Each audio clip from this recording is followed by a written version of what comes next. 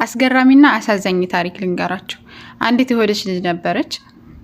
ይቺ ልጅ ታማ ሆስፒታል ስትሄድ የካንሰር በሽታ አለብሽ ትባላለች። የካንሰሩ በሽታ ደግሞ ከሰውነትሽ ስለተሰራጨ ሕክምና አለው ወላኪን ውጭ ሀገር ሄደሽ መታከም አለብሽ ትባላለች። ከዛ በኋላ ይቺ ልጅ እሺ ትልና ቤተሰቦቿን ስትጠይቃቸው ቤተሰቦቿ አብዛኞቹ ደሃ ናቸው፣ ምንም አይነት ገንዘብ የላቸውም። በተለይ ወንድሞቿን ጠየቀች፣ የለንም አሉ። ግን አንድ ወጣ ብሎ የሚኖር ወንድም ነበራት።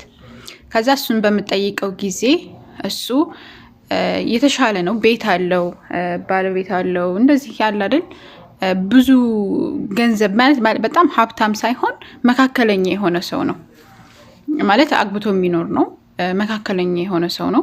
እንደዛ አይነት ነበረ እና መጣ ሊጠይቃት ማለት እንደታመመች ሲሰማ ሊጠይቃት መጣ። ከዛ ስጠይቀው ምን አለ፣ እኔ እንደዚህ ብያለሁኝ እና ታመም ያለሁኝ እና ወንድሞቹ ስጠይቃቸውም ብር የላቸውም እና አንተ ምን ትለኛለህ? እባክህን እምቢ እንዳትለኝ፣ ሂጄ ከታከምኩኝ እንደምድን ነግረውኛል ዶክተሮቹ እና አድናኝ ብላ ትጠይቀዋለች። ከዛ በኋላ የፈለግሽውን ጠይቅኝ፣ ምን ላድርግልሽ ብሎ ይጠይቃታል። ከዛ በኋላ ስትነግረው እሺ ብሎ ከዛ ወደ ቤቱ ይመለሳል። ወደ ቤቱ ተመልሶ ቤቱን መሸጥ ነበረበት፣ ምክንያቱም ገንዘቡ በቂ አልነበረም። ያለው ገንዘብ ሁሉንም ቢሸጥ ቤቱን ካልሸጠ በቂ ስላልሆነ እሺ ያለና ቤቱን እንደሚሸጥ ለባለቤቱ ያማከራታል። ባለቤቱ ደግሞ እንዴት ይሄ ይሆናል? አንተ እኮ ምንም ነገር የለህም፣ ቤቱ ደግሞ የልጆቼ መኖሪያ ነው፣ እንዴት አድርገህ ነው ቤቱን ሽጠህ እሷን አሳክማለሁ የምትለው? ያምሃል እንደምናምን ትለዋለች ማለት ነው። ከዛ ቤቱ መሸጥ አለበት ግዴታ ነው። ቤቱን መሸጭ ከሆነ አስቸጋሪ ይሆናል። ስለ እህቴ ትሞታለች፣ እህቴ ደግሞ እኔ በህይወት እያለሁኝ አይኔ ያየ መሞት የለባትም፣ ስለዚህ ቤቱ መሸጥ አለበት ይላታል ለባለቤቱ ማለት። ባለቤቱ ምን አለችው? ፍታኝ አለችው። ፍታኝ፣ ከኔና ከእህትህን የምትመርጥ ከሆነ ፍታኝ አለችው። ኦኬ እንደዛ ከሆነ ወደ ቤተሰቦችሽ መሄድ ትችያለሽ አላት ማለት ነው። ወደ ቤተሰቦችሽ ልጆችሽን ይዘሽ መሄድ ትችያለሽ አላት። ከዛ በኋላ ልጆቿን ይዛ ወደ ቤተሰቦቿ ሄደች። እሱ ምን አደረገ? ቤቱን ሸጠ። ቤቱን ሽጦ እህቱን ለማሳከም ወደ ውጭ ሀገር ሄደ ማለት ነው። ከዛ ሄዶ ያሳከማትኝ ለ8 ወራት ቆዩ። ለ8 ወራት እንደዛ ሲያሳክማት እህቱ በጣም ነው የምትመርቀው።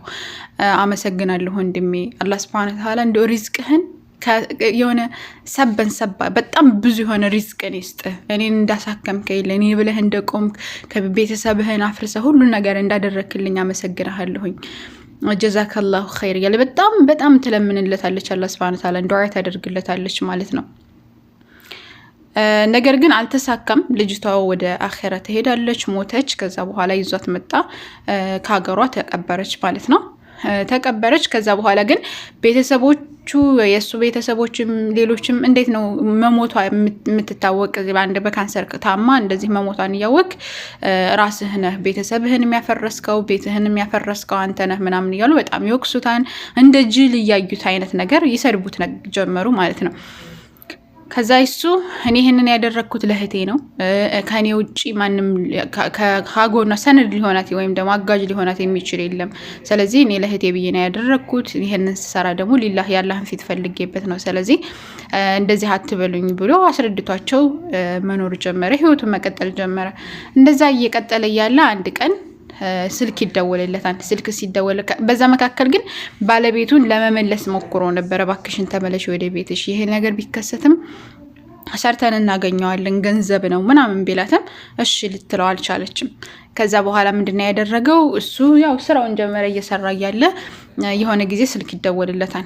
ስልክ ተደወለለትኝ። ምንድነው አንተ ፉላን ኢብኑ ፉላን ነህ ገሌ ልጅ ነህ ሲሉት፣ አዎ ገሌ ልጅ ነኝ። አይ አንተማ ከሆንክ ከዛ ከእንደዚህ አይነት በፊት የነበረችው እናቱን እንደዚህ አያውቃትም ነበረና ይሷ ወራሽ የላትም፣ እሱ ብቻ ነው ልጇና መወራሽ ስላለለት አንተ ነህ መውራስ ያለብህ እና መጥተህ ውሰድ ይባላል። ከዛ በኋላ መጥቶ ያንን ሁሉ ብር በጣም ብዙ ገንዘብ ነበረ፣ ቦታ ነበረ ምናምን፣ ያንን እንዲወርስ ተደረገ ማለት ነው። ከዛ በጣም ብዙ ብር ነው ወረሰ፣ ሙሉ ውርሱን ወሰደ። ምንድነው ያደረገው? ቀጥታ ቤቱን ያኔ በፊት የነበረው አስይዞት የነበረውን ቤት እንደገና አስመለሰው ማለት ነው። ካስመለሰ በኋላ ባለቤቱን ሄደ። ከዛ በኋላ እስከዛሬ ድረስ ለምኘሽ ነበረ፣ ስለዚህ ካሁን በኋላ አልፈልግሽም ብሎ ፈታትኝ። በሚፈታት ጊዜ ግን በጣም ተናደደች። እሷ እንዴት ልትፈታ ትችላለህ? እንደዚህ የማይሆንም እባካችሁ ለምኑልኝ ምናምን እያለ በቤተሰብ ብታስጠይቀውም እሱ እምቢ ብሎ ከዛ ፈታትኝ ማለት ነው። ምንድነው ያደረገው? ልጆቹንና ሚስቱን ከዛ ከሸጠው ቤት አስቀምጣቸው እሱ ትልቅ በዛ በተረፈው ብር ማለት ነው ትልቅ ነጋዴ ሆኖ መኖር ጀመረ ማለት ነው። ከዛ በኋላ አገባ፣ ወለደ፣ እንደዛ እያለ ህይወቱን መምራት ጀመረ። ብዙ ትምህርቶችን እንደምትማሩበት ተስፋ አደርጋለሁኝ። እኔ ግን የተማርኩበት ነገር ምንድነው? የመጀመሪያው ወንድምነት፣ በቃ ወንድም የሚባለው ነገር መከታ እንደሆነ ከአባት ቀጥሎ ትልቅ ቦታ ሊሰጠው የሚገባው ለእህቱ መከታ የሚሆን ቢኖር ወንድም ነው እና ለወንድሞቻችን በምንችለው አቅም ጥሩ ቅድሚያ ልንሰጣቸው ይገባን። በምንችለው አቅም ልንጠይቃቸው ይገባን። ምናልባት አቴንሽን ላይሰጡን ይችላሉ ምናምን፣ ግን ደግሞ እኛ ከጎናቸው ሊሆን ይገባል። ምክንያቱም ውድቅ ስንል ሊያነሱን የሚችሉት እነሱ ስለሆኑ ማለት ነው ካላህ ቀጥሎና በምንችለው አቅም ወንድሞቻችንን ማክበር መውደድ አለብን። እንደዚሁም ወንድሞች ደግሞ እህቶቻችሁን በምትችሉት አቅም መከታ ሆኗቸው፣ አጋር ሆኗቸው፣ አጋዥ ሆኗቸው እና ይሄን እንማራለን። ሁለተኛ የምንማረው ነገር ደግሞ ምንድነው? በቸገራችሁ ጊዜ ትክክለኛውን ሰው ታውቃላችሁ። ሚስቱ በችግር ጊዜ ወይ እንደዛ በተጨናነቀ ጊዜ ወይ እህቱን አሳክማለሁ ብሎ በሚወጣ ጊዜ ግን እሷ ፍች ነው የጠየቀችው። ከዛ በኋላ ገንዘብ ኖረው ምናምን ሲባል ደግሞ ተመልሳ አስታርቁኛለች ማለት ነው። እና ይሄ ምንድነው? አንድ ሰው ገንዘብ ሲኖረው የምትወዱት፣ ገንዘብ ሳይኖረው የምትጠሉት ከሆነ ያንን ሰውዬ ትክክለኛ ውደታ እንደማትወዱት ነው የምንመለከተው። ሶስተኛ የምንማረው ደግሞ ከችግር በኋላ ምቾት እንዳለ፣ በቃ ከችግር በኋላ ምቾት አለ። ማንኛውም ደይቅ የሆነ በጣም መጥፎ ነገራቶች ልታሳልፉ ትችላላችሁ። አያልፍም ያላችሁት ነገራቶች በህይወታችሁ ሊመጣ ይችላል። ነገር ግን ያንን ሁሉ በአላህ ሱብሓነሁ ወተዓላ ፍቃድ ማለፍ እንደምትችሉ የሚያሳይ ታሪክ ነው። አላህ ሱብሓነሁ ባልና ሚስቶች ነበሩ እና ሴትየዋ መርከዝ ነበራት፣ የሴቶች መርከዝ ነበረ እና እዛ እየሄደች ትማራለች፣ ታስተምራለች ወዘተ ነገራቶች። ከዛ አንድ ቀን እስኪ ሁላችሁም ሴቶች ባሎቻችሁ እንድታስተካከሉ የሚፈልጉትን ነገር ጽፈው እንዲሰጧቸው አድርጉ ይሏቸዋል። ከዛ በኋላ እሺ ብለው ባሎች ይሄዱና ሚስቶቻቸው እንዳስተካክሉላቸው የሚፈልጉትን ባህሪያቸውን ጽፈው ከሆነ ቦክስ ውስጥ ወይም ደግሞ ከሆነ እቃ ውስጥ እንዳስቀምጡ ይነግሯቸዋል። ከዛ በኋላ ሁሉም ባሎች ሴቷ ወይም ደግሞ ያለባትን ስህተት ይሄን ታስተካክል እያሉ ጽፈዋል። የአንዷ ሲቀር የአንዷ ግን ምን ብሎ ነው የጻፈው?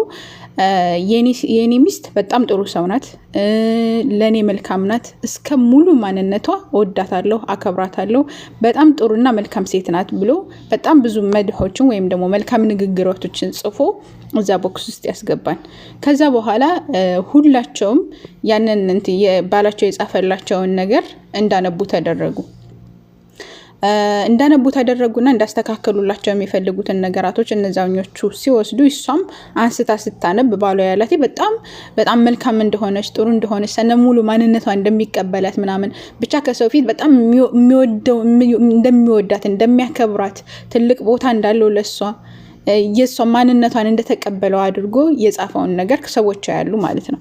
ከዛ በጣም ተደሰተችና በሁለተኛው ቀን ቤት ሲመጣ በጣም ተደስታ አበባ ይዛ ቤቱን አስተካክላ ምናምን እንደዚህ ትጠብቀዋለች።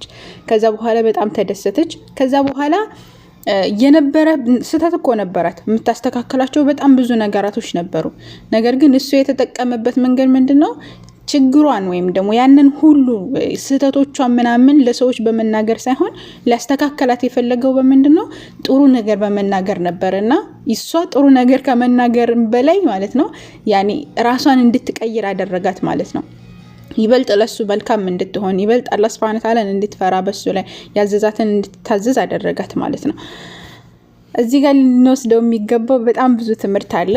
አሁን ላይ ብዙዎቻችን አልፈን ሚዲያ ላይ እየወጣን ስለባሎቻችን ሚስቶች ስለባሎች፣ ባሎች ስለሚስቶች ዝግዝግ እያደረጉ ያኔ ጎዶሏቸውን ይናገራሉ በጣም ብዙ መጥፎ ነገሮቻቸውን ይናገራሉ ያሟቸዋን ይሰድቧቸዋን ያንቋሽሿቸዋን ማንንም ሰው በመካከሉ በነገራችን ላይ እንኳን አይደለም እናቀርቶ ከአንድ ቤት ውስጥ እየኖርን አንድ የሆነ ግሩፕ ላይ ራሱ ተገናኝተን ልንጋጭ እንችላለን ሰው አብሮ ሲኖር ይጋጫል እንኳን አይደለም ጉልቻና ጉልቻ ይጋጫል ራሱ ሊባል ይባላል እናቶቻችን ጋር እስኮ ስንኖር እንግዲህ እናት ከሁሉም በላይ የምትወደን እዚህ ምድር ላይ እናት ናት አይደል እናቶቻችን ራሱ እኮ ሊመቱን ሁሉ ይችላሉ አልፎ አይደል እንኳን አይደለም ጥሩ መጥፎ ንግግር መናገር አይደለም ሊመቱን ሁሉ ይችላሉ እና ሰው አብሮ ሲኖር ይሄ ምንድነው ልነግራችሁ የፈለኩት አብሮ ሲኖር ሰው ሊጣላ ይችላል ሊስማማ ይችላል ግን ያንን ሁሉ እየወሰዱ ግን ሚዲያ ላይ መበተን የተለያዩ ቦታዎች ላይ ወይም ደግሞ ከጓደኞቻቸው ጋር ወይም የተለያዩ ቦታዎች ላይ ባሎቻችሁን ወይም ሚስቶቻችሁን የምታሙ ሰዎች ወይም ደግሞ እንደዛ ያደረጋችሁ ክብሮቻቸውን ዝቅ የምታደርጉ ሰዎች ከዚህ ልትማሩ ይገባል ይሄ ሰው ምንድነው ያደረገው ለነዛ ሴቶች በቃ ሚስቴ እንደዚህ ናት ብሎ የሴትየዋን ጥሩነት ነገራ እሷ ደግሞ በእጥፍ ተስተካከለች ማለት ነው እሱ ከሚጠብቀው በላይ አድርጎ ተስተካከለ ሰውየው ሲጠይቅ ያገኘው እሱ እንድስተካከል ያገኘሁት መላ ይሄ ነው ብሎ ነው የመለሰውና ይሄ ከሊመቱ ጠይባ የምትባለው መልካም ንግግር የምትባለው ነገር ያላህ መልእክተኛ አለይሂ ሰላቱ ሰላም ሲናገር ወከሊመቱ ጠይባ ሰደቃ መልካም ንግግር ሰደቃ ነው አለው አንድ ሰው በመልካም ንግግር ማለት ነው ያኒ ልትገዙት ትችሉታላችሁ ይሆነ በልህ በመጥፎ ንግግር ወይም በተለያዩ ነገራቶች ግን ያንን ሰው ይበልጥ እንዲከፋ ይበልጥ ያኒ እንትን ያኒ ስተቱን በቆጠራቸው ቁጥር እናንተም ያኒ تعذيب ውስጥ ነው የምትገቡት ቅጣት ውስጥ ነው የምትገቡት ያንን ሰው እየስተቱን እየተከታተላችሁ ማለት ነው ግን ይቅር ይያላችሁ ጥሩ ነገሩን ያጎላችሁ በመጣችሁ ቁጥር ያንን ሰው ለእናንተ መልካም ይሆነ ይመጣል ማለት ነው ይሄ ከሊመቱ ጠይባ የሚባለው ነገር ቁርአን ራሱ ይገልጻል يعني الله سبحانه وتعالى በጣም ቆንጆ አድርጎ ማለት ያላህ መልእክተኛ አለይሂ ሰላቱ ሰላም ራሱ فبما رحمة من الله لنت لهم ይላቸዋል لنت له يعني ለይን ሆንክላቸው ولو كنت فظا غليظ القلب لنفضوا من حولك ይላቸዋል يعني አንተ ቀልብህ በጣም እንትን ቢሆንና يعني መጥፎ ንግግር የሚናገሩ ቢሆን ያላህ መልእክተኛ አለይሂ ሰላቱ ካንተ ይሩቁ ነበር ያለ ይናገራቸዋል አምላካችን አላህ አዘ ወጀልና يعني መልካም ንግግር የሚባለው ነገር በጣም ብዙ ነገራቶችን ይቀየራል ለዛም ነው ፍርዓውን ሰለላሁ ዐለይሂ ሙሳን ሂድ ሲለው اذهبا الى فرعون انه طغى فقولا له قولا لينا نميل يعني ጥሩ የሆነ ንግግርን ተናገረው ገብታችኋል እና በመካከላችሁ ቤተሰብ ሲሆን ደግሞ ባልና ሚስት ሲሆን ደግሞ የጥሩ ንግግር መልካም ንግግር የሚባለው ሰዎችን ይገዛቸዋል መልካም ንግግር የሚባለው ነገር ሰዎች እርፍ ያደርጋቸዋል አሁን ለምሳሌ እናንተ የሆነ ሰው ራሱ ተናዶ መጥቶ እናንተ ሊቆጣ መጥቶ ራሱ እናንተ ልስልስ ስትሉ ያነ ሰውዬ በቃ የሆነ የሚናገረውን ራሱ ረስቶት እንደናንተ ሊሆን ይችላል ማለት ነውና ሁልጊዜ መልካም ብንሆን ብዙ ነገራቶች ይቀየራሉ በካችሁ እንደዚህ የሆነ መጥፎ እናንተ ግምጭር ስትሉበት ነው እንጂ ስትቆሳተሩ ነው እንጂ ምናምን ይያሉ የሚመክሯቸው ሰዎች እነዚህ የሸይጣን ተላላኪዎች ናቸው ይሄ ኮስትርትር ምናምን ይሄ ምንም አይሰራም በተለይ ደግሞ በእንትን ያኔ መካከለኛ ሰው መሆን ነው ያኔ ስተት ሲታይ ይሄ ነገር ስተት ነው ብሎ በጥሩ ነገር ማስተማር መጥፎ ነገር ሲኖር ማን ስተት ሲኖር መጥፎ ነገር ሲኖር ለማስተማር ለማስተካከል መሞከር ከዛ ውጪ ግን በመሰዳደብ በመዘላለፍ ያኔ ገመናን በማውጣት በተለይ ደግሞ ገመናን ማውጣት والله በተለይ ለቤተሰብ እንኳን ቢሆን ገመናን አውጥቶ መዘክዘክ ማለት ነው يعني እንኩ እንደፈለጋችሁ አድርጉት ብላችሁ ትዳራችሁን አሳልፋችሁ እንደመስጠት ማለት ነው ከዛ በኋላ ሰዎች እንደፈለጉ እየፈተፈቱ እናንተም የማትወጡበት እሳት ውስጥ ትገቡና ከዛ በኋላ መወጣት ያቅታችኋል